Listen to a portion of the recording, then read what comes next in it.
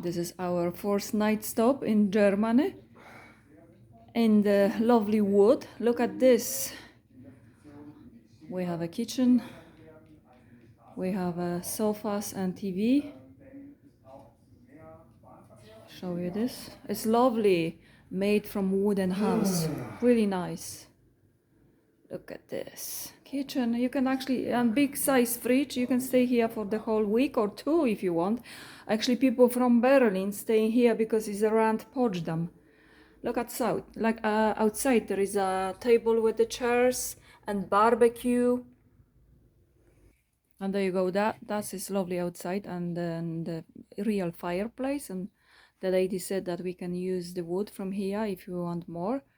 It's absolutely nice. You know, the lovely smell of wood. That's the thing in the house. Look at the house.